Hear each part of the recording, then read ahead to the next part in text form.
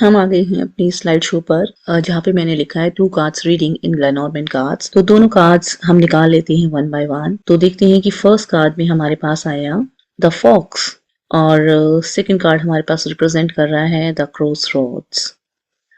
ठीक है, one is 14 number card, one is 22 number card. अब दोनों कार्ड्स की सिंबोलॉजी एक बार देख लेते हैं कि दोनों कार्ड्स क्या डिपिक्ट कर रहे हैं। तो सबसे पहले हम चलते हैं फोक्स कार्ड की तरफ। तो लेनॉर्मैंड में जब भी फोक्स कार्ड आता है तो इसका मीनिंग होता है कोई भी चालाक सोच हो सकती है, कोई चालाक व्यक्ति हो सकता है, या कोई ऐसा पर्सन जो खुद को प्रायोरिटी देता हो, अपनी प्रायोरिटीज को टॉप पर रखता हो, कोई ऐसा पर्सन जो स्ट्रेटेजीज क्रिएट करता हो। ठीक है, और कुछ कोई ऐसा पर्सन जो खुद को सेफ मोड में, सेफ जोन में रखना पसंद करते हो। और जब भी आप फोक्स कार्ड को देखेंगे तो आप कह सकते हैं कि कोई ऐसा पर्सन जो अपना फायदा देख रहा हो।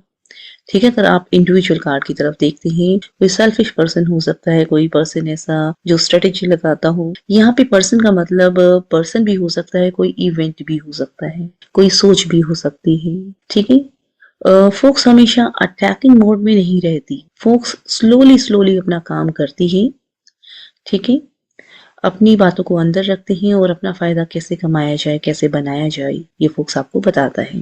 वहीं पर सेकंड कार्ड जो हमारे निकल के आया that is cross road. Cross road का मीनिंग होता है multiple options, various options you have, choices आपके पास हैं, आपको डिसीजन लेना है आपने।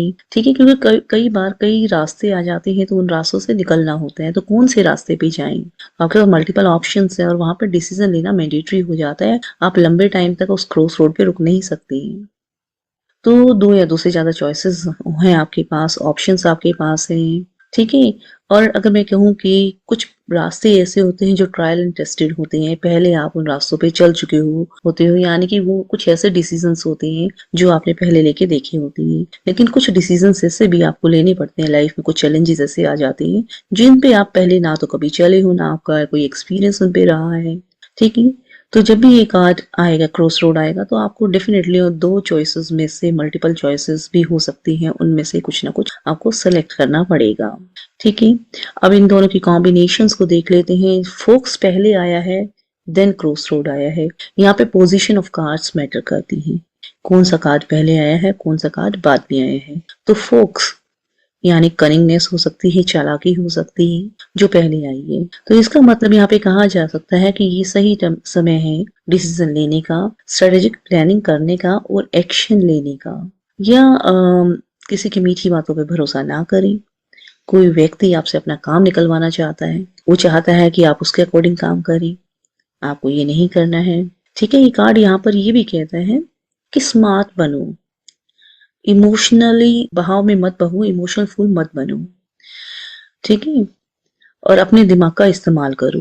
अपने दिमाग का इस्तेमाल करके ही आपको डिसीजन लेना है, किसी की कही हुई बातों में आपको नहीं आना है।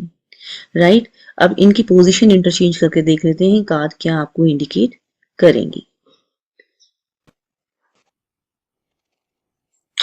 अब यहाँ पर क्रॉस रोड पहले आ गया, फोक्स बाद में आ गई, यानी कि डिसीजन आपने पहले लिया, और जब आप डिसीजन ले लेते हो उसके बाद आपको ये लगता है कि जो भी डिसीजन लिया उससे आपका फायदा नहीं हो रहा, किसी और का फायदा हो रहा है, तो इस वजह से आप बाद में स्मार्ट बनते हो।